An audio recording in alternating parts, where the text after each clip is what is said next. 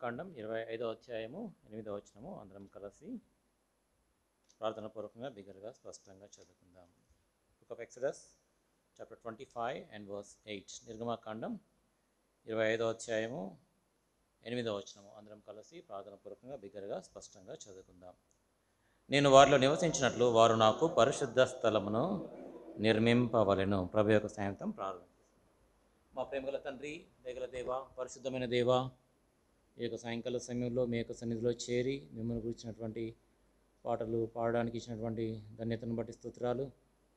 మీరు మమ్మల్ని ఎన్నడూ విడువవు, ఎడబాయవు తండ్రి. క్రీస్తే ఈ జీవితంలో మంచి కాపరిగా ప్రభా మాకున్నందుకే మీకు స్తోత్రాలు చెల్లించుకుంటున్నాం. ప్రభా ఎక్కడైతే ఇద్దరు ముగ్గురు మీ యొక్క నామపేట కూడి ఉంటారో వారి మధ్యలో ఉంటారని చెప్పారు. ప్రభా పాటల సమయంలో మీరు మా మధ్యలో ఉండినారు. ప్రభా మరి ఈ యొక్క వాక్య పట్టణంలో మీరే మా మధ్యలో ఉన్నందుకై మీకు స్తుతులు చెల్లించుకుంటున్నాం. అయోగ్యున్న పాత్ర నన్ను మీ శిలువ చాటును మరుగుపరచండి. మీ రక్తం చేత కడిగి పవిత్రపరిచి పరిశుద్ధమైన పాత్రగా మీరే వాడుకునండి. నా నోట మీ యొక్క జీవం గల మాటలను మీరే ఉంచి ప్రభా మీ పిల్లలకు ఏ వాక్యం అవసరమైందో, ఏ మాట అవసరమైందో ఆ యొక్క మాటలను నా నోట ఉంచి మీరే పలికించమని ప్రార్థన చేస్తుంటున్నాం. ప్రభా ఇంకెవరైతే రావాల్సిందో మీరే వారిని త్వరపెట్టి తోడుకొని రావాల్సిందిగా మీకు మొరపెడుతుంటున్నాం. మీ యొక్క పిల్లలు మీ యొక్క వాక్యమునందు ప్రభా సమృద్ధిని వారు అనుభవించినట్లుగా సహాయం అనుగ్రహించండి. ప్రభా మేము వాక్యాన్ని వినువారం మాత్రమే కాకుండా వాక్యాన్ని అనుసరించే వారముగా, పాటించే వారముగా, గైకొనే బిడ్డలుగా మమ్మల్ని చేయమని ప్రార్థన చేస్తుంటున్నాం. ఈ యొక్క స్థలంలో ఒక గొప్ప ఉద్దేశంతో మీరు స్థాపించినటువంటి మీ యొక్క సజీవ సంఘమును బట్టి మీకు స్తుతులు చెల్లించుకుంటున్నాం. ప్రభా అనేకులు ప్రభా మరి ఈ మందిరం పైన ఉన్నటువంటి మాటలను చదువుతూ ఉన్నారు. ప్రభు ఇది ఒక మందిరం అని వారు గుర్తిస్తున్నారు. ప్రభా వారిలో లోతైనటువంటి కార్యములు జరిగించండి. ప్రభా వారికి రక్షణ దయచేయండి. ప్రభా ఇది పరలోకపు గవిని అని వారు గుర్తించడానికి వారి యొక్క నేత్రములను మీరే తెరవజేయమని ప్రార్థన చేస్తున్నాం. మా తండ్రి ఈ యొక్క రాత్రికాల సమయంలో ప్రభా మీరే మా అందరితో ప్రత్యేకంగా మీరే మాట్లాడమని మీకు మొరపెడుతుంటున్నాం. ప్రభా మమ్మల్ని మీ స్థలమంతటి చుట్టూ ఉన్న పరిసరాలను యేసుక్రీస్తు వారి నిత్య నిబంధన ప్రోక్షణ రక్తం కింద తెచ్చుకుంటున్నాం. మీరు మమ్మల్ని కడిగి శుద్ధీకరించి పవిత్రపరచండి. ప్రభా మరి పరిశుద్ధ స్థలం అనేటువంటి అంశమును ప్రభా మీరు మాకు అనుగ్రహించిన స్తోత్రాలు. ప్రభా మరి ఈ యొక్క వెలుగులో అనేకమైనటువంటి ఆత్మీయ సత్యాలను ప్రభా మేము గ్రహించినట్లుగా మీ సహాయం అనుగ్రహించండి. సంఘం యొక్క సరిహద్దులను ప్రభా మీరే విశాలపరచమని ప్రార్థన చేస్తున్నాం. ఈ కార్యమును మీరే నూతనముగా జరిగించుకొని మహిమ పొందమని మా ప్రభువుని ప్రియరక్షకుడైన యేసుక్రీస్తు వారి అతి శ్రేష్టమైన పవిత్రమైన నామం పేరిట ప్రార్థించి స్తుతించి వేడుకుంటున్నాం తండ్రి, ఆమేన్. నిర్గమాకాండం 25వ అధ్యాయము 8వ వచనం. నేను వారిలో నివసించినట్లు వారు నాకు పరిశుద్ధ స్థలమును నిర్మింపవలెను. ప్రభు మన మధ్యలో నివసించాలని కోరుతూ ఉన్నాడు. ఆయన పరిశుద్ధ స్థలమును కోరుతూ ఉన్నాడు. ఈ పరిశుద్ధ స్థలం అనేటువంటి అంశంలో మనము ఈ బలిపీఠము అనేటువంటి అంశం దగ్గరకు ఇదివరకే వచ్చి ఉన్నాం. ఈ బలిపీఠము దానిలో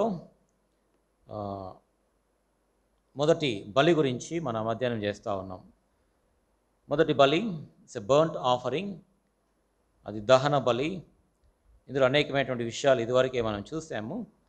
లేవియాకాండం 1వ అధ్యాయము 5వ వచనము. అతడు యెహోవా సన్నిధిని ఆ కోడె దూడను వధించిన తరువాత యాజకులైన అహరోను కుమారులు దాని రక్తమును తెచ్చి ప్రత్యక్ష గుడారం ఎదురున్న బలిపీఠము చుట్టూ ఆ రక్తమును ప్రోక్షింపవలెను. యెహోవా సన్నిధిని ఆ కోడె దూడను వధించిన తరువాత. ఈ కోడె దూడను వధించుట గురించి మనం అనేక విషయాలు అధ్యయనం చేస్తూ ఉన్నాం. మన ప్రభువైన యేసుక్రీస్తు వధింపబడిన దేవుని గొర్రెపిల్లగా తాను ఉన్నాడు. ఆయన మన కొరకై మృతి పొందాడు, మన కొరకై ప్రాణం పెట్టాడు, మన కొరకై ఆయన అర్పింపబడ్డాడు, తను తాను అర్పించుకున్నాడు, మన కొరకై తను తాను అప్పగించుకున్నాడు.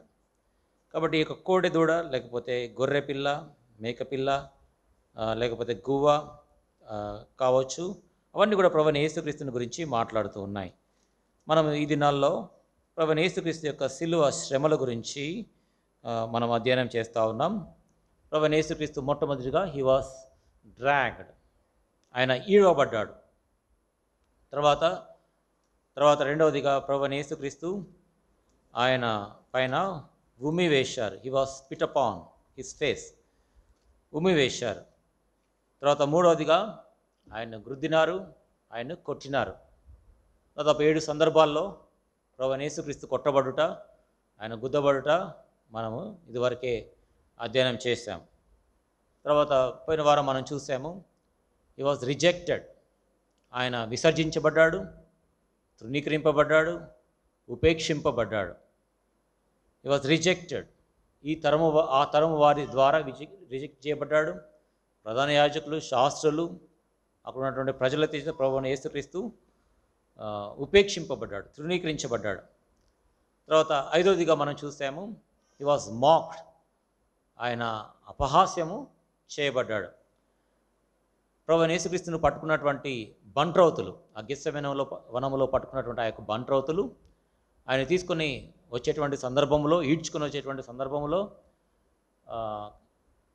ప్రధాన యాజకుడైన అన్న యొద్దకు తీసుకొని రాకమునిపే వారు ఆయనను అపహాసించారు. తర్వాత ప్రభువైన యేసుక్రీస్తు ఎక్కడ అపహసించబడ్డాడంటే హేరోదు తర్వాత తన యొక్క సైనికులు, ఆ పరివారము ప్రభువైన యేసుక్రీస్తుని అపహసించారు. తర్వాత సైనికులు అధికార మందిరంలో ప్రభువైన యేసుక్రీస్తుని వారు అపహసించారు. అక్కడ ఏమని అపహసించారు అనేటువంటిది వ్రాయబడింది. యూదుల రాజా నీకు శుభమని చెప్పి ఆయన్ను అపహసించారు. ఎందుకంటే అది వరకే ప్రభువైన యేసుక్రీస్తు యొక్క తలపైన ముళ్ళ కిరీటం పెట్టారు, చేతిలో ఒక రెల్లును పెట్టారు. తర్వాత ఆయన యొక్క వస్త్రమును, ఊదారంగు వస్త్రమును ధరింపజేశారు.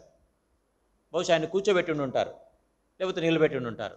యూదుల రాజా శుభము అని అపహాస్యము చేస్తూ ఉండినారు, అవహేళన చేస్తూ ఉండినారు. ప్రభువైన యేసుక్రీస్తు ఆయన రాజులకు రాజు, ప్రభులకు ప్రభు, ఆయన యూదుల రాజుగా పిలువబడ్డాడు. దానియేలు గ్రంథం 2వ అధ్యాయం 44 వచ్చిన ప్రకారముగా పరలోకమందలి దేవుడు భూమిపైన ఒక రాజ్యాన్ని స్థాపిస్తానని వాగ్దానం చేశాడు. కాబట్టి ఆ యొక్క వాగ్దానాన్ని అనుసరించే నెరవేర్చేటువంటి క్రమంలోనే ప్రభువైన యేసుక్రీస్తు ఈ లోకానికి వచ్చాడు. మనం పోయినసారి చూసాం, ప్రభువైన యేసుక్రీస్తు ఈ యొక్క చెప్పాడు, పరలోక రాజ్యం సమీపించినది కనుక మారు మనసు పొందడి, పరలోక రాజ్యము సమీపించినది అంటాడు. మరొక సందర్భంలో చూసాము, ఇదివరకే దేవుని యొక్క రాజ్యము మీ మధ్య వచ్చి ఉన్నది అంటాడు. నేను దేవుని వేలి చేత దెయ్యములను వెళ్ళగొట్టుచున్నట్ల నిశ్చయముగా దేవుని రాజ్యము మీ వద్దకు వచ్చి ఉన్నది. దేవునికి రాజ్యము వచ్చి ఉన్నది. 2000 సంవత్సరాల క్రితమే అది ఆరంభమైంది. అది సంఘానికి సాదృశ్యంగా ఉంది. ఎవరైతే ఆ యొక్క రాజ్యంలో ప్రవేశిస్తారో వారే దాన్ని స్వతంత్రించుకుంటారు. అందులో ప్రవేశించాలంటే మారు మనసు పొందాలి. అందుకని ప్రభువైన యేసుక్రీస్తు తన యొక్క సువార్త ఆరంభం, పరలోక రాజ్యము సమీపించి ఉన్నది, మారు మనసు పొందుడి. సమీపించినది, అందులో ప్రవేశించాలంటే మారు మనసు తప్పనిసరిగా అవసరం. మారు మనసు లేకుండా విద్యార్హతలను బట్టో, లేకపోతే కులాన్ని బట్టో, గోత్రాన్ని బట్టో, జాతిని బట్టో, లేకపోతే హోదాను బట్టి పరలోక రాజ్యంలో ఎవరు ప్రవేశించలేరు. యూదులైనంత మాత్రాన, ఇశ్రాయేలు ప్రజలైనంత మాత్రాన వారందరూ కూడా దేవుని యొక్క రాజ్యంలో ప్రవేశింపలేరు. ఎవరైతే మారు మనసు పొందుతారో, పశ్చాత్తాపడతారో అటువంటి వారు మాత్రమే దేవుని యొక్క రాజ్యంలో ప్రవేశిస్తారు. ఆయన యొక్క రాజ్యము ఇహ సంబంధమైనటువంటి రాజ్యము కాదు, అది ఈ లోక సంబంధమైనటువంటి రాజ్యము కాదు, అది పరలోక సంబంధమైనటువంటి రాజ్యం. అది యుగ యుగములు నిలిచి ఉండేటువంటి రాజ్యం. ఆ యొక్క రాజ్యానికి అంతము లేదు. ఆ రాజ్యము ఎన్నటికీ పగలగొట్టబడదు.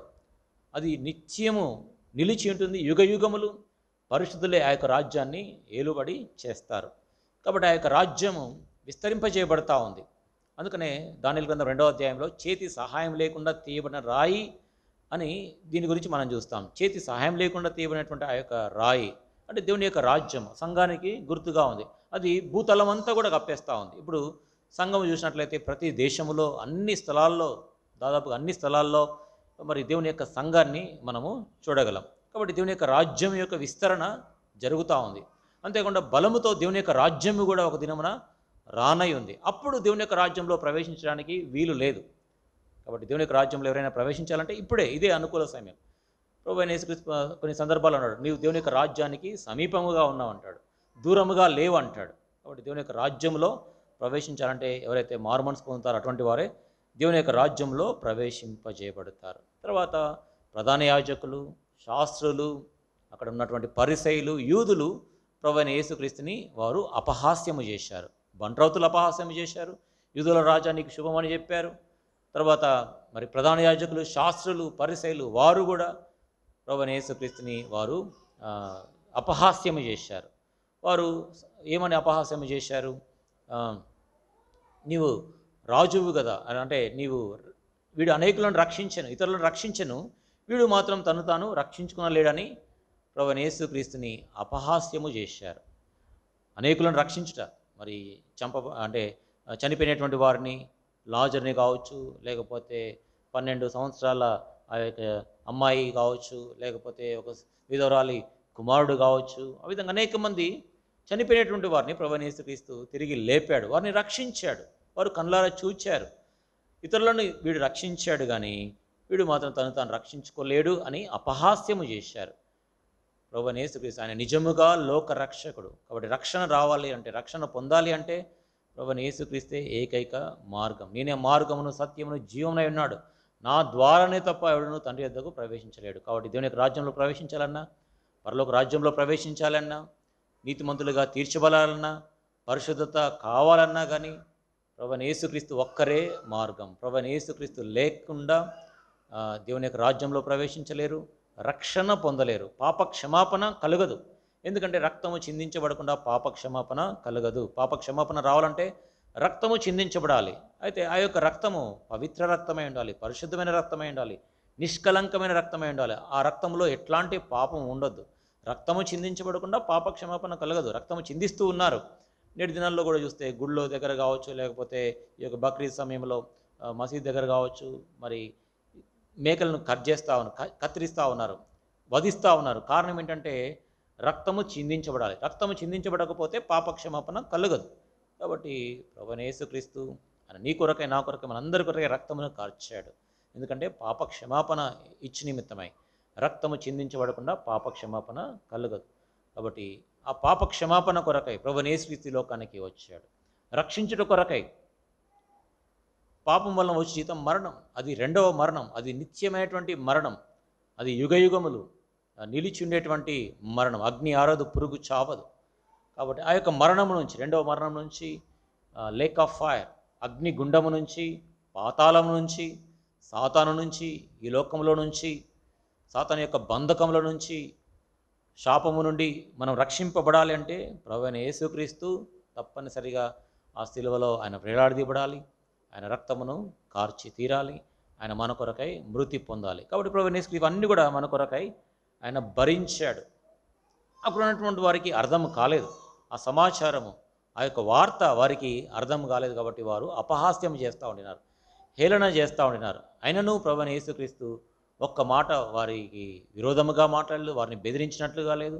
ఆయన శ్రమ పడి వారిని బెదిరింపలేదని రాయబడింది. కాబట్టి మన కొరకై ఆయన అవన్నీ కూడా భరించాడు. కాబట్టి ప్రాముఖ్యంగా రెండు విషయాల గురించి వారు అపహాస్యము చేశారు. మొట్టమొదటిగా ఈయన రాజంట, ఈయన యూదుల రాజా నీకు శుభమని బంట్రౌతులు వారు అవహేళన చేశారు. తర్వాత రెండవదిగా ఈయన రక్షకుడు అంట, ఇతరులను రక్షించాడు. అయితే ఈతడు చూడండి శిలువ పైన వేలాడబడతా ఉన్నాడు, తను తాను రక్షించుకోలేకపోతా ఉన్నాడని అపహాస్యము చేశారు. కాబట్టి వారు గ్రహింపక ఆ విధంగా అపహాస్యము చేశారు. తర్వాత ఆరోదిగా they reviled Jesus Christ. He was reviled అంటే దూషించారు. ఎవరు దూషించారు అంటే దారిలో పోయేటువంటి వారు, ఆ మార్గమున వెలుచున్నవారు తలలూచుచు ప్రభువైన యేసుక్రీస్తుని దూషించారు. వారు ఏమని దూషించారు అంటే 3 దినముల్లో దేవాలయమును పలగొట్టి 3 దినముల్లో లేపువాడా, నీవే రక్షించుకొనుము అని వారు దూషించారు. మనము పోయిన వారం చూసాం. హీ వాజ్ రివైల్డ్, దూషణ మాటలు పలికారు. మార్గస్థులు, దారుణ పోయేటువంటి వారికి ఎటువంటి సంబంధం లేదు, అయినప్పటికీ ప్రభువైన యేసుక్రీస్తుని నిష్కారణముగా ఆయన్ని దూషిస్తూ ఉన్నారు. ఎందుకంటే బహుశా వారు విన్నారు, ఈ దేవాలయంను పడగొట్టి నేను 3 దినములు దాన్ని లేపుతా అని చెప్పాడు. అయితే ప్రభువైన యేసుక్రీస్తు తన శరీరము అనేటువంటి దేవాలయం గురించి మాట్లాడాడు. చూడండి యోహాను సువార్తలో ఆ విషయంలో ఎంతో తేటగా రాయబడింది. చూడండి యోహాను సువార్త 2వ అధ్యాయం, జాన్స్ గాస్పల్ అండ్ చాప్టర్ 2 యోహాను సువార్త 2వ అధ్యాయము 21వ వచనము. అయితే ఆయన తన శరీరమును దేవాలయమును గూర్చి ఈ మాట చెప్పెను. 22వ వచనము. ఆయన మృతుల నుండి లేచిన తర్వాత ఆయన ఈ మాట చెప్పినని ఆయన శిష్యులు జ్ఞాపకం చేసుకుని లేఖనమును యేసు చెప్పిన మాటను నమ్మిరి. యేసుక్రీస్తు వారు శరీరమును దేవాలయం గురించి మాట్లాడినారు. అయితే దీని విషయమై వారు దూషించారు. దేవాలయమును పడగొట్టి 3 దినములలో లేపువాడా, నేను నీవే రక్షించుకొనమని వారు దూషించారు. కాబట్టి ప్రధాన యాజకులు, శాస్త్రులు, పెద్దలు ప్రభువైన యేసుక్రీస్తుని అపహసించారు. బంట్రౌతులు అపహసించారు. మార్గస్థులు, దారినపోయేటువంటి వారు ప్రభువైన యేసుక్రీస్తుని దూషించారు. ఈ యొక్క 6 విషయాలు మనం గత 2 వారాల్లో చూసాం. కాబట్టి మొట్టమొదటిగా ఆయన ఈడవబడ్డాడు, రెండవదిగా ఉమ్మివేయబడ్డాడు, మూడవదిగా ఆయన కొట్టబడ్డాడు, తర్వాత 4వదిగా హీ వాజ్ రిజెక్టెడ్, ఆయన ఉపేక్షింపబడ్డాడు, తృణీకరింపబడ్డాడు, విసర్జింపబడ్డాడు. తర్వాత 5వదిగా హీ వాజ్ మాక్డ్, అంటే అపహాస్యము చేయబడ్డాడు. తర్వాత 6వదిగా దూషింపబడ్డాడు. తర్వాత 7వదిగా he was put at open shame, అంటే ఆయన అవమానపరచబడ్డాడు.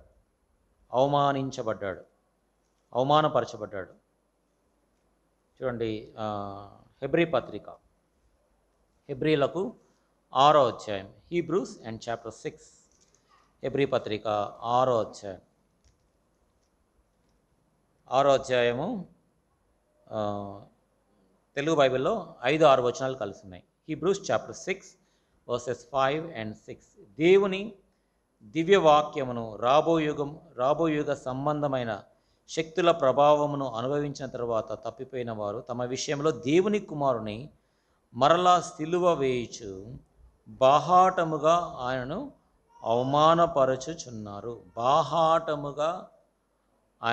అవమానపరచుచున్నారు. అంటే బాహాటముగా హి వాజ్ ఓపెన్లీ అషేమ్డ్, బాహాటముగా అవమానపరచబడ్డాడు. చూడండి, సిలువ వేయబడ్డాడు.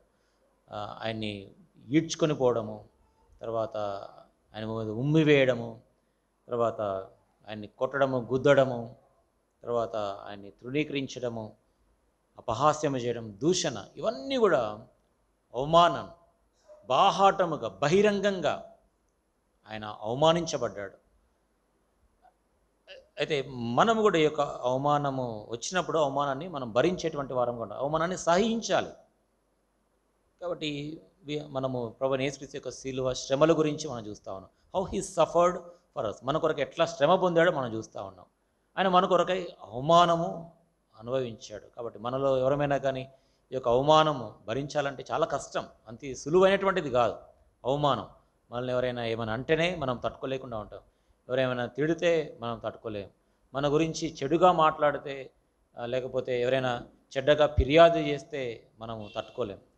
అయితే ప్రభువైన యేసుక్రీస్తు బాహాటముగా అవమానపరచబడ్డాడు. Openly ashamed, he was openly ashamed, బాహాటముగా అవమానపరచబడ్డాడు.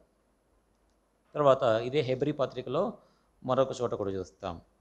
హెబ్రీ పత్రిక 10వ అధ్యాయము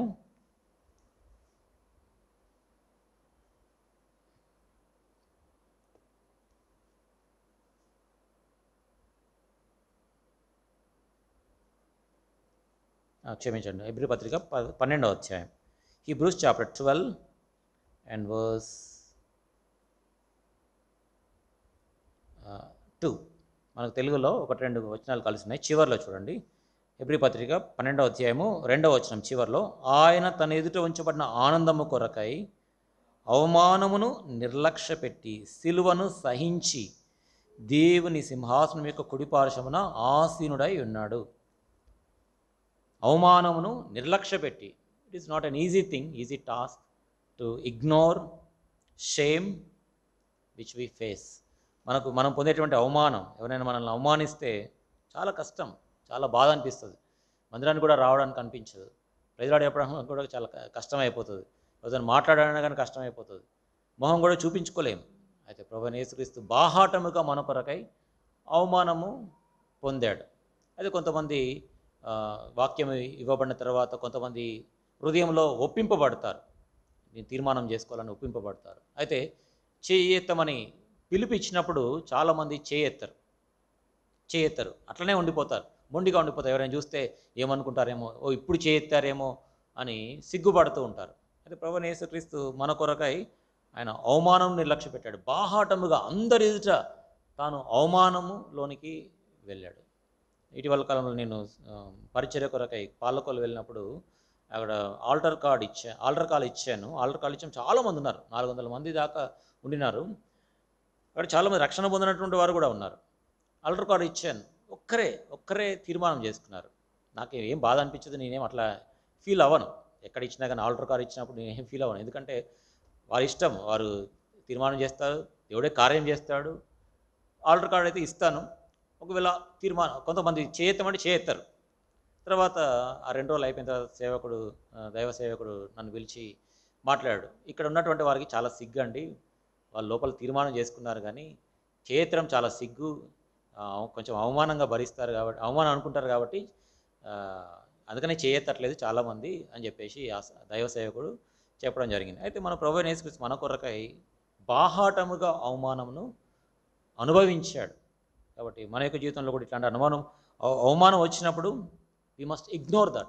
Of course, it is not an easy task to ignore shame which we face in our life, but we have to ignore, because Christ is our best example. క్రీస్తే మనకు అతి శ్రేష్టమైనటువంటి మాదిరికరంగా ఉన్నాడు. అందుకని ఇక్కడ రాయబడింది, తన ఎదుట ఉంచబడిన ఆనందము కొరకై అవమానమును నిర్లక్ష్య పెట్టి. అవమానం ఆ రాత్రి నుంచి సాయంకాలము వరకు ప్రభువైన యేసుక్రీస్తు అవమానమును అనుభవించాడు. It is very temporal. అయితే తన ఎదుట ఉంచబడిన ఆనందం, he was looking at that Joy that was set before him. తన ఎదుట ఉంచబడిన ఆనందము కొరకై he was looking at the Joy, not at the shame. We also must look at the joy that was set before us, how lofty and high and heavenly things which God has set and prepared for us. మన కొరకై ప్రభు ఎట్లాంటి ఉన్నతమైనటువంటి పరలోక సంబంధమైనటువంటి అద్భుతకరమైనటువంటి దీవెనలను, ఆశీర్వాదాలను, స్వాస్థ్యమును మన కొరకై ఉంచాడో, ఆనందాన్ని ఉంచాడో, దానివైపు మనం చూడాలి. అప్పుడు ఆటోమేటిక్గా విల్ ఇగ్నోర్ దట్ షేమ్. అవమానాన్ని నిర్లక్ష్య పెడతాం. అరే వారు చూస్తున్నారు, వీరు చూస్తున్నారు, వాళ్ళు ఎగతాళి చేస్తూ ఉన్నారు, వీళ్ళు నవ్వుతున్నారు, రెచ్చగొడతా ఉన్నారు అని మనము వీళ్ళ వైపు చూసినట్లయితే, పరిస్థితుల వైపు చూసినట్లయితే, మనుషుల వైపు చూసినట్లయితే విల్ డెఫినెట్లీ బి డిస్కరేజ్డ్. ఖచ్చితంగా మనము ఇంకా అవమానం కృంగుదల్లోనికి వెళ్ళిపోతాం. ఆ విధంగా చాలామంది కృంగుదల్లోకి వెళ్ళిపోయారు. కొంతమంది సహవాసాన్ని కూడా విడిచి వెళ్ళిపోయినటువంటి వారు ఉన్నారు. అందులో కొంతమంది నేను ఎరుగుదు. కాబట్టి ఈ అవమానం వచ్చినప్పుడు we must set Christ our best example. తన ఎదురు ఉంచబడిన ఆనందము కొరకై అవమానమును నిర్లక్ష్యపెట్టి. అందుకనే ఫిలిప్పీ పత్రికలో అపోస్తలుడైన పౌలు చాలా చక్కగా రాస్తాడు. ఫిలిప్పీ పత్రిక కొలస్సీ పత్రిక 3వ అధ్యాయం 1వ వచనం మనకందరికీ చాలా పరిచయమే. కొలస్సీ పత్రిక 3వ అధ్యాయం 1వ వచనం, మీరు క్రీస్తు కూడా లేపబడిన వారైతే పైనున్న వాటినే వెదకుడి. పైనున్న వాటిని వెదకాలి, పరలోక సంబంధమైన వాటిని వెదకాలి. కాబట్టి ఈ లోకంలో శ్రమలు వస్తాయి, హింసలు వస్తాయి, అవమానం వస్తాయి, నిందలు వస్తాయి, అపహాస్యం చేస్తారు, ఎగతాళి చేస్తారు, నవ్వుతారు, గేలి చేస్తారు, అవమానం వస్తుంది, శ్రమలు వస్తాయి. అయితే అటువంటి సందర్భంలో మనము పైనున్న వాటిని వెదకాలి. మన కొరకై దేవుడు ఎట్లాంటి సంతోషాన్ని ఉంచాడో దానివైపు మనము చూడాలి. So he was put at open shame. బాహాటముగా ప్రభువైన యేసుక్రీస్తు మన కొరకై అవమానము అనుభవించాడు. Openly he was ashamed. తర్వాత 8వదిగా హీ వాస్ క్రూసిఫైడ్. ఆయన సిలువ వేయబడ్డాడు. చూడండి, మనకు ప్రభువైన యేసుక్రీస్తు తాను సిలువ వేయబడక మునిపే తాను సిలువ వేయబడతాడని ప్రవచనాలు చెప్పాడు, ముందుగానే చెప్పాడు. దానికి సంబంధించి మనం ముందుగానే చూసాము. యెషయా గ్రంథం 53వ అధ్యాయం కావచ్చు, కీర్తనలు 22 కావచ్చు. అందులో ప్రభువైన యేసుక్రీస్తు తాను సిలువ వేయబడతాడని ఎంతో తేటగా వ్రాయబడింది. ఆదికాండము 3వ అధ్యాయంలో కూడా స్త్రీ సంతానము ఆ సాతాను యొక్క తలను చితక దొక్కుతాడు అనేటువంటి ఆ యొక్క విషయము మనం చూడగలం. అది సిలువ యొక్క దృశ్యం. ప్రభువైన యేసుక్రీస్తు సిలువ వేయబడతాడు అని పాత నిబంధనలు అనేకమైనటువంటి ప్రవచనాలు వ్రాయబడ్డాయి. మనం కొన్ని ఇదివరకే చూసాము. అంతేకాకుండా ప్రభువైన యేసుక్రీస్తు కూడా తాను ముందుగానే చెప్పాడు. తాను సిలువ వేయబడక మునుపు నేను సిలువ వేయబడతానని ముందుగానే తెలియజేశాడు. చూడండి, మత్తయి సువార్త 20వ అధ్యాయము, Matthew's gospel chapter 20 and verse 19. మత్తయి సువార్త 20వ అధ్యాయము 19వ వచనము. ఆయనను అపహసించుటకును కొరడాలతో కొట్టుటకును సిలువ వేయుటకును అన్యజనులకు ఆయనను అప్పగింతురు. 3వ దినమున ఆయన మరలా లేచును. ప్రభువైన యేసుక్రీస్తుకు ముందుగానే తెలుసు ఆయన సిలువ వేయబడతాడని తెలుసు. ఆయన సిలువ వేయబడుట కొరకే ఈ లోకానికి వచ్చాడని ఆయనకు తెలుసు. కాబట్టి ముందుగానే వారికి తెలియజేశాడు. మత్తయి సువార్త 26వ అధ్యాయం, మత్తయి సువార్త 26 2వ వచనము.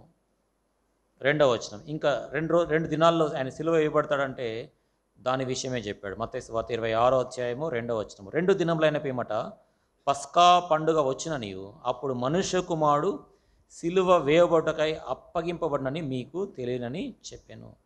కాబట్టి 2 దినాలకు పూర్వమే ప్రభువైన యేసుక్రీస్తు చెప్పాడు, ఐ విల్ బీ క్రూసిఫైడ్, నేను సిలువ వేయబడతానని యేసుక్రీస్తు వారు ముందుగానే తాను తెలియజేశాడు. అయితే ఎవరు ప్రభువైన యేసుక్రీస్తుని సిలువ వేశారు? ఎవరు సిలువ వేయమని కేకలు వేశారు? చూడండి, మత్తయి సువార్త 27వ అధ్యాయం, మాథ్యూస్ గాస్పెల్ అండ్ చాప్టర్ 27. మత్తయి సువార్త 27వ అధ్యాయము 22వ వచనం. అందుకు పిలాతు, అలాగైతే క్రీస్తనబడిన యేసుని ఏమి చేతనని వారిని అడుగగా సిలువ వేయుమని అందరూ చెప్పిరి. సిలువ వేయమని అందరూ చెప్పిరి. ఇందులో ఎవరున్నారంటే 20వ వచనం చూస్తే మనకు అర్థమవుతుంది. 20వ వచనం, ప్రధాన యాజకులను పెద్దలను బరబ్బాను విడిపించమని అడుటకును యేసును సమరించుటకును జన సమూహములను ప్రేరేపించిరి. ఇక్కడ జన సమూహములు ఉన్నారు. జన సమూహములు, మచ్ పీపుల్, మల్టిట్యూడ్స్. తర్వాత ప్రధాన యాజకులు ఉన్నారు, అన్న కాయప 2 ఉన్నారు. తర్వాత పెద్దలు ఉన్నారు, శాస్త్రులు, పరిసయ్యులు, వారందరూ ఉన్నారు. జన సమూహములు, పెద్దలు, ప్రధాన యాజకులు, వీరందరూ కేకలు వేశారు. ఏమని? సిలువ వేయుమని అందరూ చెప్పిరి. తర్వాత మార్కు సువార్త 15వ అధ్యాయంలో కూడా మనం చూస్తాం. చూడండి, మార్కు సువార్త 15వ అధ్యాయం, marks gospel chapter 15 verses 13 and 14. Mark సువార్త 15వ అధ్యాయము 13-14 వచనాల్లో, వారు వానిని సిలువ వేయమని మరలా కేకలు వేసిరి. అందుకు పిలాతు, ఎందుకు? అతడు ఏ చెడు కార్యము చేసిన వారిని అడుగగా వారు వాణ్ణి సిలువ వేయమని మరి ఎక్కువగా కేకలు వేసిరి. ఎవరు వారు అంటే 13వ వచనంలో వారు అని రాయబడింది, 14వ వచనంలో వారు అని రాయబడింది. ఎవరు వారు అంటే 11వ వచనంలో మనం చూస్తాం. 11వ వచనం ఇదే అధ్యాయం. అతడు బరబ్బాను తమకు విడుదల చేయవలని జనులు అడుగుకున్నట్లు ప్రధాన యాజకులు వారిని ప్రేరేపించిరి. High priest enticed the normal people, జనులను ప్రేరేపించారు ప్రధాన యాజకులు. తర్వాత లూకా సువార్త 23వ అధ్యాయం, Luke's gospel chapter 23 verses 21 and 23. లూకా సువార్త 23వ అధ్యాయం 21వ వచనము, వారు వీరిని సిలువ వేయుమని కేకలు వేసిరి. తర్వాత 23వ వచనంలో కూడా, అయితే వారు ఒకే పట్టుగా పెద్ద కేకలు వేసి వీరిని సిలువ వేయమని అడుగగా వారి కేకలే గెలిచెను. కాబట్టి ఇక్కడ వారు అనేటువంటిది మనం చూస్తాం. ఎవరి వారు అంటే 13వ వచనంలో మనం చూడాలి, 13-14 వచనాల్లో. అంతటా పిలాతు ప్రధాన యాజకులను అధికారులను ప్రజలను పిలిపించి, ప్రజలు తిరగబడినట్లు చేయించినాడని చాలు. ఇక్కడ ప్రజలు ఉన్నారు, ప్రధాన యాజకులు, అధికారులు. కాబట్టి ప్రజలు, జన సమూహములు, మనము మత్తయి సువార్త చూసాం, వారందరూ, ప్రజలందరూ, తర్వాత ప్రధాన యాజకులు, అధికారులు, శాస్త్రులు, వీరందరూ కేకలు వేశారు. ఇక్కడ చూస్తే 23వ వచనంలో వారి కేకలే గెలిచాను. కాబట్టి కేకలు వేసేటువంటి వారే సాధారణంగా గెలుస్తూ ఉంటారు. కాబట్టి సంఘంలో కూడా కొంతమంది కేకలు వేస్తూ ఉంటారు, వారి కేకలే గెలుస్తూ ఉంటాయి. ఇది భూ సంబంధమైనటువంటి విషయాలు. కొంతమంది ఆ విధంగా గట్టిగా కేకలు, ఇక్కడ పెద్ద కేకలు వేశారు, వారి కేకలు వేశారు, వారి కేకలే గెలిచాయి. యోహాను సువార్తలో కూడా చూస్తాం. చూడండి, Johne's gospel chapter 19 and verse 6. Johne's gospel chapter 19 and verse 6. ప్రధాన యాజకులను బంట్రౌతులను ఆయన చూచి సిలువ వేయము అని కేకలు వేయగా, పిలాతు ఆయనందు ఏ దోషమును నాకు కనబడలేదని లేదు గనుక మీరే ఆయన తీసుకుని పోయి సిలువ వేయడని వారితో చెప్పాను. ఇక్కడ ప్రధాన యాజకులు ఉన్నారు, బంట్రౌతులు ఉన్నారు. బంట్రౌతులు కూడా సోల్జర్స్. అయితే మనం ఇందాక మత్తయి వార్త, మార్కు, లూకాసు వార్తల్లో బంట్రౌతులు మనకు కనపడలేదు. అక్కడ ప్రధాన యాజకులు, ప్రజలు, పెద్దలు, అధికారులు కనిపించారు. ఇక్కడ బంట్రౌతులు కూడా కేకలు వేస్తూ ఉన్నారు. ప్రధాన యాజకులు బంట్రౌతులు చూచి సిలువ వేయుము అని వారు కేకలు వేశారు. కాబట్టి వీరిలో తర్వాత మనం చూస్తాము, పిలాతు కూడా సిలువ వేయుటకు ప్రభువైన యేసుక్రీస్తుని అప్పగించేశాడు. చూడండి, మత్తయి సువార్త 27వ అధ్యాయం, మాథ్యూస్ గాస్పల్ అండ్ చాప్టర్ 27. మత్తయి సువార్త 27వ అధ్యాయము 26వ వచనం. మత్తయి సువార్త 27, 26వ వచనం. అప్పుడు అతడు వారు కోరినట్టు బరబ్బాను వారికి విడుదల చేసి యేసును కొరడాలతో కొట్టించి సిలువ వేయ నప్పగించెను. కాబట్టి పెద్దలు, ప్రధాన యాజకులు, బంట్రౌతులు, ప్రజలందరూ ప్రభువైన యేసుక్రీస్తుని సిలువ వేయమని పెద్ద కేకలేశారు, గట్టిగా కేకలేశారు. వారి కేకలే గెలిచాయి. ఇక పిలాతు ఏం చేయలేకపోయాడు. కాబట్టి పిలాతు కూడా ప్రభువైన యేసుక్రీస్తుని కొరడాలతో కొట్టించి సిలువ వేయ అప్పగించాడు. మార్కు సువార్త 15వ అధ్యాయము 15వ వచనంలో కూడా మనం చూడగలం. మనం గతంలో చూసాము. మార్కు సువార్త 15వ అధ్యాయం 15వ వచనం. పిలాతు జనసమూహమును సంతోషపెట్టుటకు మనసు గలవాడై వారికి బరబ్బాను విడుదల చేసి యేసును కొరడాలతో కొట్టించి సిలువ వేయ అప్పగించెను. సిలువ వేయడానికి అప్పగించాడు. ఎందుకంటే వారి కేకలు గెలిచాయి కాబట్టి పిలాతు సిలువ వేయ అప్పగించాడు. తర్వాత యోహాను సువార్త 19వ అధ్యాయం, John's gospel chapter 19 and verse 10. యోహాను సువార్త 19వ అధ్యాయము 19వ అధ్యాయము చూడండి, 16వ వచనం చూడండి. 16th verseలో క్లియర్గా ఉంది. అప్పుడు సిలువ వేయబడ్డకై ఆతడాయను వారికి అప్పగించెను. ఎవరంటే పిలాతు. 15వ వచనంలో పిలాతు మీ రాజును సిలువ వేయుదునా అని అంటాడు. తర్వాత వారికి అప్పగించను, సిలువ వేయటకై అప్పగించు. కాబట్టి ప్రజలు, ప్రధాన యాజకులు, బంట్రౌతులు, పెద్దలు వారందరూ ప్రభువైన యేసుని సిలువని కేకలు వేశారు. పిలాతు ప్రభువైన యేసుక్రీస్తుని సిలువ వేయటకు అప్పగించాడు. ఆ సోల్జర్స్, బంట్రౌతులు ప్రభువైన యేసుక్రీస్తుని సిలువ వేయడానికి తీసుకుని వెళ్ళినారు. మత్తయి సువార్త 27వ అధ్యాయము 31వ వచనం.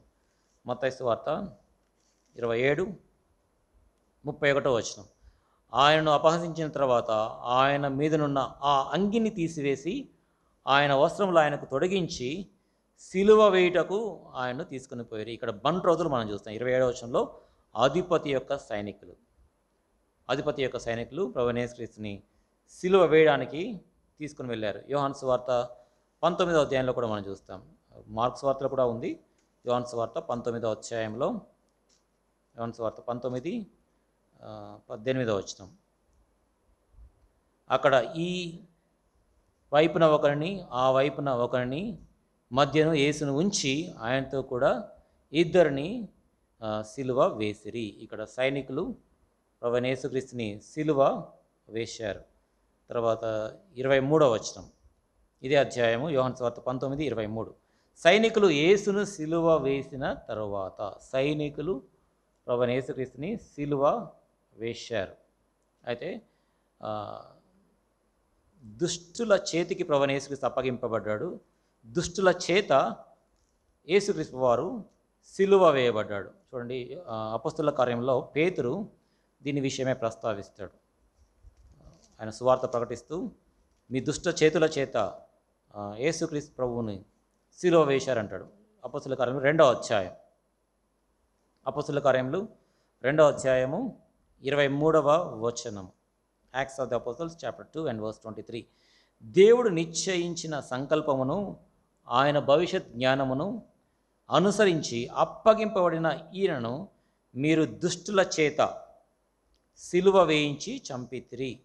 మీరు దుష్టుల చేత, ఇంగ్లీష్లో hands of the wicked, by the hands of wicked you crucified Christ. దుష్టుల చేత సిలువ వేయించి చంపితిరి. తర్వాత ఇదే అధ్యాయము 36వ వచనం. మీరు సిలువ వేసిన ఈ యేసునే, మీరు అంటే ఇక్కడ యూదులతో మాట్లాడుతూ ఉన్నాడు. ఇక్కడ యూదులు యెరూషలేములోనికి వచ్చారు. చూడండి, అపోస్తలుల కార్యములు 2వ అధ్యాయము 5వ వచనము. అపోస్తలుల కార్యములు 2:5వ వచనం. ఆ కాలమున ఆకాశం క్రింద నుండి ప్రతి జనములో నుండి వచ్చిన భక్తిగల యూదులు యెరూషలేములో కాపురముండిరి.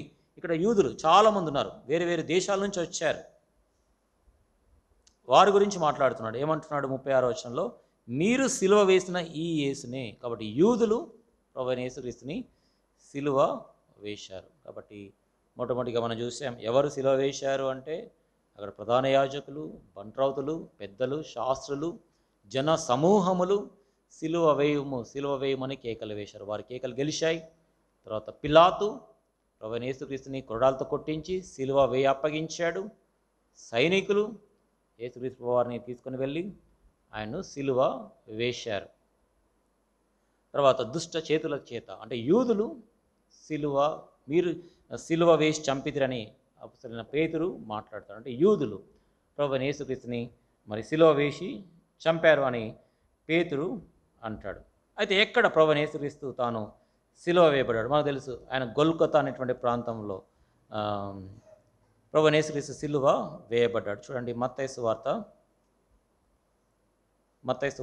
27వ అధ్యాయము 33వ వచనం. వారు కపాల స్థలమును అర్థమిచ్చు గొల్గొతా అనబడిన చోటికి వచ్చి, ఎక్కడ సిలువ వేయబడ్డాడంటే కపాల స్థలమును గొల్గొతా. ఈ గొల్గొతా అంటే ఏంటంటే కల్వరి. చూడండి, బహుశా లూకాస్ వార్తలు అనుకుంటాను.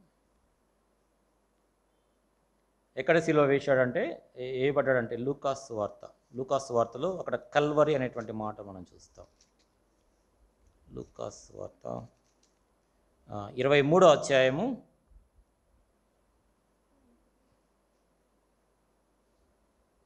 33వ వచనం. Luke's gospel chapter 23 and verse 33. వారు కపాలం అనబడిన స్థలమునకు వచ్చినప్పుడు అక్కడ కుడివైపున ఒకరిని ఎడమవైపున ఒకరిని ఆ నేరస్తులను ఆయనతో కూడా సిలువ వేసిరి. తెలుగులో కపాలం అనబడిన అని ఒకటి రాసి కింద రాసినట్టు కల్వరి. కపాలం అంటే it's a place of skull. ఇదే గొల్గొతా. కపాల స్థలంలో ప్రభువైన యేసుక్రీస్తు సిలువ వేయబడ్డాడు. ఆ స్థలం ఎట్లాంటి స్థలం అంటే అది పట్టణానికి సమీపముగా ఉన్నటువంటి స్థలం.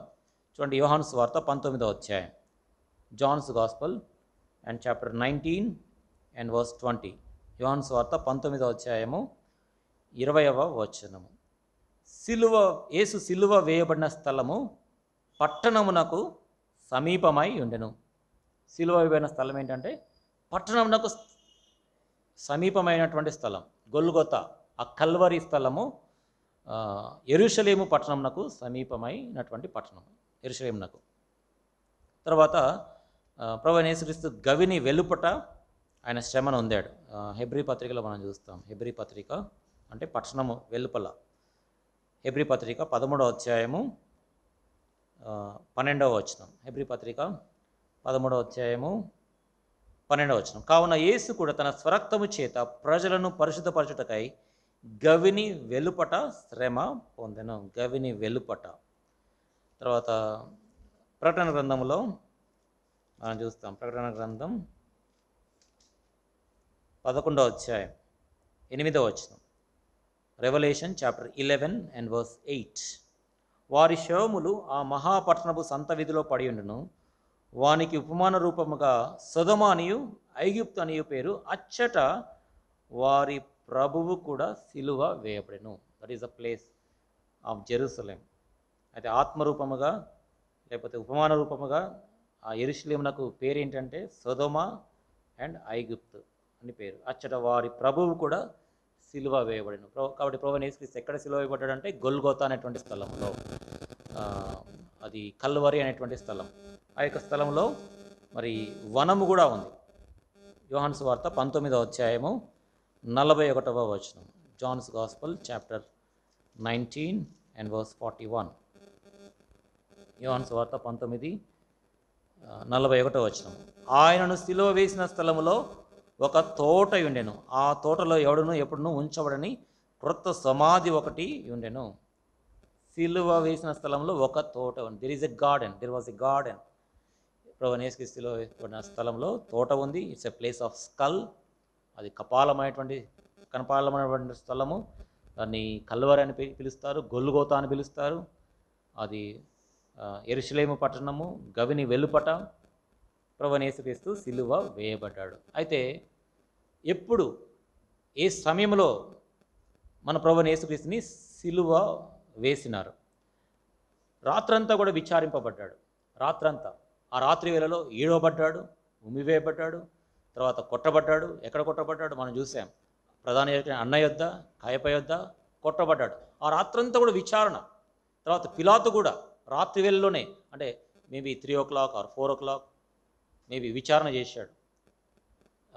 తర్వాత హేరోదు కూడా రాత్రి వేళల్లోనే విచారణ చేశాడు. కాబట్టి రాత్రి వేళలో చాలా చాలా పర్యాయంలో ప్రభువైన యేసుక్రీస్తు విచారణకు గురైనాడు, విచారణ చేశాడు. తర్వాత యోహాను సువార్తలో మనం చూస్తాము, పిలాతు చిట్ట చివరిగా విచారణ చేస్తాడు. ఎప్పుడు చేస్తాడు? ఎన్నింటికి? అప్పుడు దాదాపు 6 గంటలు అవుతుందని రాయబడింది. చూడండి, యోహాను సువార్త 19వ అధ్యాయం, John's gospel chapter 19 and verse 14. యోహాను సువార్త 19:14. ఆ దినము పస్కాను సిద్ధపరచు దినము, అప్పుడు ఉదయము 6 గంటలు కావచ్చెను. ఎప్పుడు కావచ్చెను 6 గంటలు? 13వ వచనం చదివితే మనకు అర్థమవుతుంది. పిలాతు ఈ మాటలు విని యేసును బయటికి తీసుకుని వచ్చి రాళ్ళు పరిచిన స్థలమందు న్యాయపీఠం మీద కూర్చును. హెబ్రీ భాషలో ఆ స్థలమునకు గబ్బతా అని పేరు. అంటే 6 గంటలకు పూర్వం, పెందలకడే ఉదయకాలంన 6 గంటలకు పూర్వమే ప్రభువైన యేసుక్రీస్తు పలు పర్యాయములు విచారింపబడ్డాడు.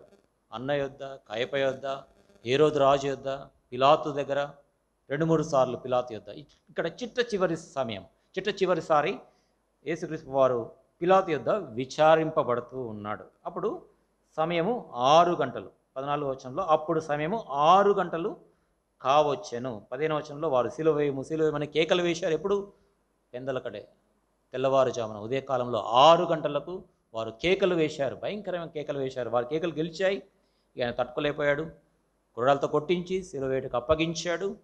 తర్వాత 6 గంటలు, దాదాపు 6 గంటలు మొదలుకొని ప్రభువైన యేసుక్రీస్తు సిలువను మోసుకుంటూ వెళ్ళాడు. దాదాపు సిలువ వేయబడే సమయము, సిలువను మోసుకొని వెళ్ళేటువంటి సమయం చూస్తే దాదాపు 3 గంటల సమయం. 3 గంటల సమయం. చూడండి 17వ వచనంలో, ఇదే అధ్యాయం 17వ వచనంలో, వారు యేసును తీసుకుని పోయి ఆయన తన సిలువను మోసుకొని కపాల స్థలమును చోటికి వెళ్ళెను. హెబ్రీ భాషలో దానికి గొల్గొతా అని పేరు. ఇందాక చూసాం, ఆ స్థలంలో వనం ఉంది. ఆ స్థలము అది పరిశుద్ధ స్థలము. అది యెరూషలేం పట్టణము. అది గొల్గొతా అనేటువంటి స్థలము. అయితే ఇక్కడ రాయబడింది, ఆయన తన సిలువను మోసుకొని, హీ బోర్ ద క్రాస్, సిలువను మోసుకుంటూ వెళ్ళాడు. ఎప్పుడు? దాదాపు 6 గంటల సమయంలో. 6 గంటల సమయంలో సిలువను మోసుకుంటూ గవిని వెలుపట, ఆ పట్టణము వెలుపట, పట్టణంకు సమీపమైనటువంటి స్థలము ఈ గొల్గొతా స్థలము, కల్వరి స్థలం. కాబట్టి యేసుక్రీస్తు వారు ఆ సిలువను దాదాపు ఉదయకాలంలో 6 గంటలకు మోసుకొని వెళ్ళడము ఆరంభించాడు. అక్కడ రాయబడింది, సిలువను మోసుకొని కపాల స్థలమును చోటికి వెళ్ళను. అంటే ఆ సిలువను పిలాతు యొద్ద నుంచి, రాళ్ళు పరిచిన స్థలం, ఆ గబ్బతా అనేటువంటి స్థలం నుంచి గొల్గొతా వరకు ఆయన సిలువను మోసుకుంటూ వెళ్ళాడు. అయితే మన ప్రభువైన యేసుక్రీస్తుని సిలువ ఎప్పుడు వేశారు, ఏ సమయంలో వేశారు అంటే మార్కు సువార్త 15వ అధ్యాయము 25వ వచనంలో మనం చూస్తాం. చూడండి, మార్కు సువార్త 15వ అధ్యాయము 25వ వచనము. ఆయనను సిలువ వేసినప్పుడు పగలు 9 గంటలాయెను. పగలు 9 గంటలాయెను. At 9 o'clock our Lord was crucified. మన ప్రభువైన యేసుక్రీస్తు సిలువలో వేలాడదీయబడేటువంటి ఆ యొక్క సమయం చూస్తే, ఆరంభం సమయము ఉదయం పెందలకడ 9 గంటలకు. అంటే దాదాపు 6 గంటలు మొదలుకొని 9 గంటల వరకు ఆయన సిలువను మోసుకుంటూ వచ్చాడు. తర్వాత ఆ సిలువ పైన పడుకోబెట్టి మరి చేతుల్లో కాళ్ళలో మేగులు కొట్టారు. ఆయన సిలువ వేసినప్పుడు పగలు 9 గంటలాయెను. 9 గంటలు. అప్పుడు ప్రభువైన యేసుక్రీస్తు సిలువ వేయబడ్డాడు. అయితే ఎన్ని గంటల వరకు ప్రభువైన యేసుక్రీస్తు తాను మరి వేలాడదీయబడ్డాడు? చూడండి, మార్కు సువార్తలో మనం చూస్తాం, మత్తయి సువార్త, మాథ్యూస్ గాస్పుల్ అండ్ చాప్టర్ 27, మత్తయి సువార్త 27వ అధ్యాయము 45వ వచనము. 45వ వచనం. మధ్యాహ్నం మొదలుకొని 3 గంటల వరకు ఆ దేశమంతటను చీకటి కమ్మెను. మధ్యాహ్నము అంటే దాదాపు 12 గంటల సమయం. 3 గంటల వరకు ఆ దేశము చీకటి కమ్మెను. దాదాపు అంటే 3 గంటల వరకు ప్రభువైన యేసుక్రీస్తు సిలువలో వేలాడదీయబడ్డాడు. ఎప్పటి నుంచి?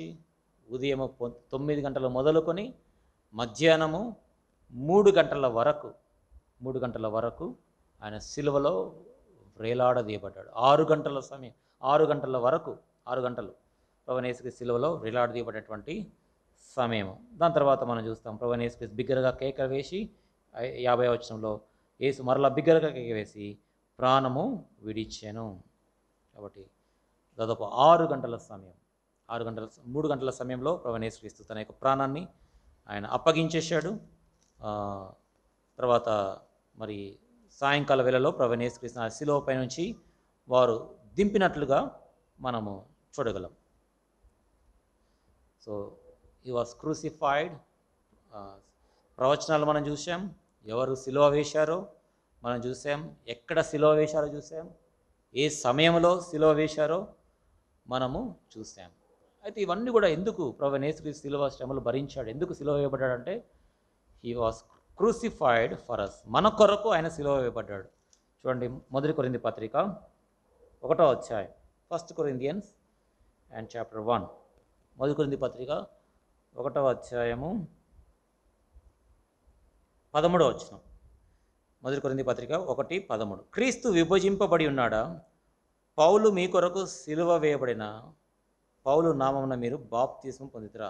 పౌలు మీ కొరకు సిలువ వేయబడిన అంటే దాని యొక్క భావము ప్రభువైన యేసుక్రీస్తు మన కొరకు, అక్కడ మీ కొరకు అనేటువంటి మాట, మన ప్రభువైన యేసుక్రీస్తు మన కొరకు సిలువ వేయబడ్డాడు. He was crucified for us. ఆయన సిలువను సహించాడు. మనం ఇందాక చూసాం హెబ్రీ పత్రిక 12వ అధ్యాయంలో సిలువను సహించి అవమానంను నిర్లక్ష్య పెట్టి.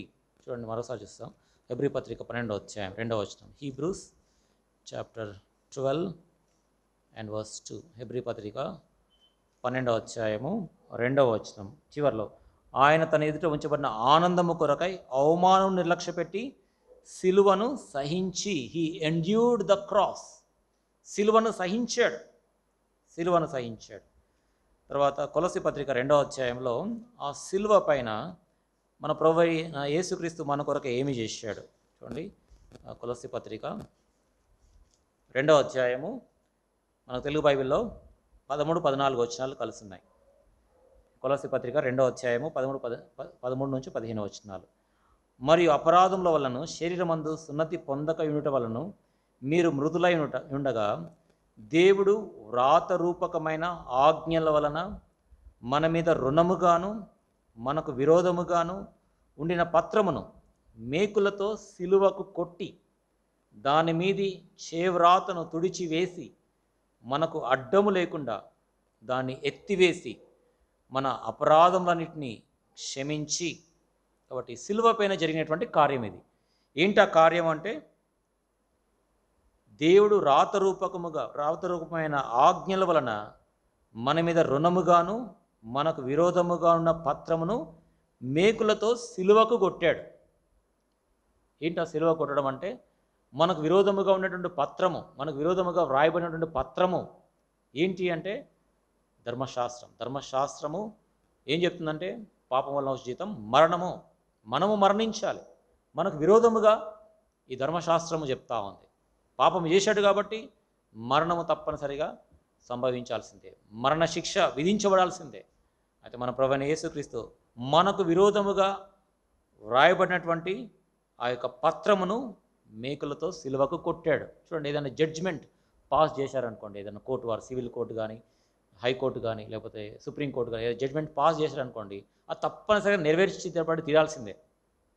జడ్జి ఇచ్చాడంటే తప్పనిసరిగా నెరవేర్చబడాల్సిందే. లేకపోతే కంటెంప్ట్ కేసు అవుతుంది. ఆ జడ్జిమెంట్ అది ఎగ్జిక్యూట్ చేయకపోతే కంటెంప్ట్ కేసు వేస్తారు. కంటెంప్ట్ కేసు అంటే జైల్లో వేసాల్సిందే. కాబట్టి తప్పనిసరిగా ఆ జడ్జిమెంట్ వచ్చిందంటే అది తప్పనిసరిగా నెరవేర్చాల్సిందే. లేకపోతే ఎవరైతే అక్యూజ్డ్గా ఉన్నారో అటువంటి వారు పై కోర్టుకు వెళ్ళొచ్చు, హైకోర్టుకు వెళ్ళొచ్చు, లేకపోతే సుప్రీంకోర్టుకు వెళ్ళొచ్చు. అదే లోయర్ కోర్టు ఏమైతే ఇచ్చిందో అది ఫైనల్. ఎప్పటి వరకు ఫైనల్? హైకోర్టు ఇచ్చేంత వరకు. హైకోర్టు ఏదైనా ఇంటరిమ్ ఆర్డర్ కానీ, లేకపోతే ఆర్డర్ని కొట్టేస్తే కానీ అప్పటిదాకా ఆ యొక్క ఆర్డర్ చెల్లదు. అయితే మనకు విరోధముగా ఉన్నటువంటి పత్రం, మనకు విరోధముగా జడ్జిమెంట్ పాస్ అయింది. ఏంటంటే పాపంలో ఉచితం మరణము. ధర్మశాస్త్రం చెప్తా ఉంది పాపి తప్పనిసరిగా మరణశిక్ష అనుభవించాలి. అయితే మన కొరకే ప్రభువైన యేసుక్రీస్తు మనకు విరోధముగా ఉన్నటువంటి పత్రమును, మనకు రుణముగా ఉన్నటువంటి పత్రమును ఆయన సిలువకు కొట్టాడు. రుణము అంటే వీఆర్ ఇండెప్టెడ్ టు గాడ్. ఏంటి ఆ రుణము అంటే? కీర్తనకారుడు రాస్తాడు, ఆ రుణము ఎప్పటికీ తీరక అట్లా ఉండవలసిందే అంటాడు. చూడండి, కీర్తనలు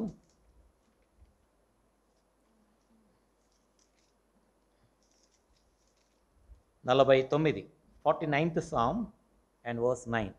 49వ కీర్తన 9వ వచనం. వారి ప్రాణ విమోచన ధనము బహు గొప్పది, అది ఎన్నటికి తీరక అట్లుండవలసిందే. మన రుణం అది. దట్ ఈజ్ అవర్ డెప్ట్. అది ఎన్నటికి తీరక అట్లుండవలసిందే. అందుకనే అపొస్తలుడైన పౌలు అంటాడు, ఏమంటాడు? మన మీద రుణముగాను మనకు విరోధముగాను ఉండిన పత్రమును మేకులతో సిలువకు కొట్టి. కాబట్టి మనకు రుణం ఎన్నటికీ తీరకుండా ఉండాలి. అదే తీరకుండా ఉండేటువంటి పత్రం అది. అయితే మన ప్రభువైన యేసుక్రీస్తు మన కొరకై ఆ సిలువలో మేకులతో ఆ పత్రంను కొట్టాడు. అంతేకాకుండా ఇంకేం రాశాడు? దాని మీద చేవ్రాతను తుడిచివేశాడు. సంపూర్తిగా ఆ యొక్క కొట్టేశాడు. ఆ జడ్జిమెంట్ అనేది సంపూర్తిగా కొట్టిపడేశాడు, తుడిచివేశాడు. కంప్లీట్గా బ్లాటెడ్ అవుట్. సంపూర్తిగా ఏమీ లేకుండా తుడిచివేశాడు. తర్వాత మనకు అడ్డము లేకుండా దాన్ని సంపూర్తిగా ఎత్తివేశాడు. తర్వాత ఎఫెసీ పత్రికలో ఇంకో మాట రాస్తాడు. చూడండి, సిలువలో జరిగినటువంటి కార్యం. ఎఫెసీ పత్రిక 2వ అధ్యాయము 14వ వచనం. Ephesians chapter 2 and verse 14. ఆయన మన సమాధానమై ఉండి మీకును మాకును ఉండిన ద్వేషమును అనగా విధి రూపకమైన ఆజ్ఞలు గల ధర్మశాస్త్రమును తన శరీరమందు కొట్టివేడి చేత మధ్య గోడను పడగొట్టి మన ఉభయులను ఏకము చేసెను. కాబట్టి ఇక్కడ కూడా ఆజ్ఞలు గల ధర్మశాస్త్రాన్ని తన శరీరమందు కొట్టేశాడు. తర్వాత ఇక్కడ రాయబడింది 16వ వచనంలో, తన సిలువ వలన ఆ ద్వేషమును సమరించి దాని ద్వారా వీరిద్దరిని ఏక శరీరముగా చేసి దేవునితో సమాధానపరచను. He reconciled us to God. He made peace with God. అంటే సిలువలో జరిగినటువంటి కార్యం ఏంటంటే, దేవుడు పాపాత్ముడైనటువంటి మనిషిని దేవుణ్ణి సమాధానపరిచాడు. అంటే సమాధానం అనుగ్రహించాడు. ఆదామవ్వలు చేసినటువంటి పాపాన్ని బట్టి కోల్పోయినటువంటి సమాధానమును మన ప్రభువైన యేసుక్రీస్తు మన కొరకే మధ్యవర్తిగా ఉండి ఆ సిలువలో వేలాడదీయబడి దేవుణ్ణి నరుని సమాధానపరిచాడు. కాబట్టి ఆయన మనకు సమాధానమును అనుగ్రహించాడు. కొలస్సీ పత్రికలో కూడా మనం చూస్తాం. కొలస్సీ పత్రిక 1వ అధ్యాయము 22వ వచనం. కొలస్సీ పత్రిక 1:22. తన సన్నిధిని పరిశుద్ధులుగాను నిర్దోషులుగా నిరపరాధులుగా నిలబెట్టుటకు ఆయన మాంసయుక్తమైన దేహమందు మరణం వలన ఇప్పుడు మిమ్మను సమాధానపరచను. He has given us peace in our heart beyond our comprehension, and also he made peace with God. దేవునితో మనల్ని సమాధానపరచడం మాత్రమే కాకుండా ఆయన మనకు సమాధానమును అనుగ్రహించాడు. కాబట్టి సిలువలో చేసినటువంటి కార్యము ఇది. కాబట్టి ఈ యొక్క దినమున మనము ప్రభువైన యేసుక్రీస్తు సిలువ ఏ విధంగా వేయబడ్డాడనేటువంటి చూసాం, ఎవరు వేశారనేటువంటి చూసాం, ఎప్పుడు వేయబడ్డాడో చూసాం, ఎక్కడ వేయబడ్డాడో, ఏ సమయంలో వేయబడ్డాడో మనం చూసాం. ఆ సిలువ ద్వారా ఆయన మనకి ఎట్లాంటి కార్యములు జరిగించాడు అనేటువంటిది మనం చూసాం. కాబట్టి ప్రాముఖ్యంగా 8 సంగతులు. మొట్టమొదటిగా హీ వాజ్ డ్రాగ్డ్, ఆయన ఈడవబడ్డాడు. రెండవది ఉమ్మి వేయబడ్డాడు, he was spit upon his face. తర్వాత మూడవదిగా ఆయన కొట్టబడ్డాడు, గుద్దబడ్డాడు. తర్వాత నాలుగవదిగా హీ వాజ్ రిజెక్టెడ్, విసర్జింపబడ్డాడు. తర్వాత ఐదవదిగా ఆయన అపహాస్యము చేయబడ్డాడు, హీ వాజ్ మాక్డ్. తర్వాత ఆరోదిగా హీ వాజ్ రివైల్డ్, దూషింపబడ్డాడు, దూషింపబడ్డాడు. తర్వాత ఏం చూసాం మనం? హీ వాజ్ అషేమ్డ్ ఓపెన్లీ, బాహాటముగా అవమానపరచబడ్డాడు, బాహాటముగా. తర్వాత ఎనిమిదవదిగా హీ వాజ్ క్రూసిఫైడ్, ఆయన సిలువ వేయబడ్డాడు.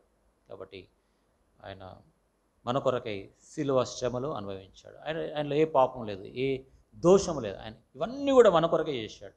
ఇవన్నీ ఎందుకు చేశాడంటే to be as an example to every one of us. మన కొరకై ఒక మాదిరిగా ఆయన ఉంచిపోయాడు. కాబట్టి మనలో ఎవరం కూడా నాకు తెలిసి ఏడవబడలేదు, ఎవరం కూడా ఉమ్మివేయబడలేదు, ఎవరం కూడా తృణీకరించబడలేదు, ఎవరం కూడా అపహాస్యం చేయబడలేదు. అంతగా ఒక చిన్న మాట ఎవరైనా అనుండొచ్చేమో, అంతగా ఎవరు మనల్ని దూషించలేదు, ఎవరు మనల్ని మరి అవమానపరచలేదు, ఎవరు మనల్ని సిలువ వేయలేదు. కాబట్టి ప్రభువైన యేసుక్రీస్తు మన కొరకై ఆయన ఒక మాదిరిగా ఉంచాడు. ఆ మాట చాలా ప్రాముఖ్యం. అవమానంను నిర్లక్ష్యపెట్టి తన ఎదుట ఉంచబడిన ఆనందము కొరకై. కాబట్టి a joy that was set before Christ. He was looking at that joy.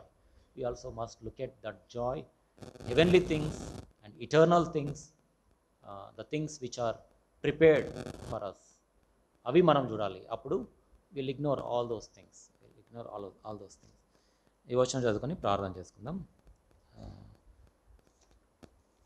లేవియాకాండం 1వ అధ్యాయము 5వ వచనం చదువుకొని ప్రార్థన చేసుకుందాం. Leviticus chapter 1 and verse 5.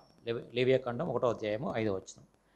అతడు యెహోవా సన్నిధిని ఆ కోడెదూడను వధించిన తరువాత యాజకులైన అహరోను కుమారులు దాని రక్తమును తెచ్చి ప్రత్యక్ష గుడారం ఎదురున్న బలిపీఠము చుట్టూ ఆ రక్తమును ప్రోక్షింపవలెను. కాబట్టి ఆ కోడెదూడను వధించిన తర్వాత, కాబట్టి ఈ యొక్క అంశం ఆధారం చేసుకుని ప్రభువైన యేసుక్రీస్తు యొక్క శ్రమల గురించి మనము అనేక విషయాలు అధ్యయనం చేసుకున్నాం.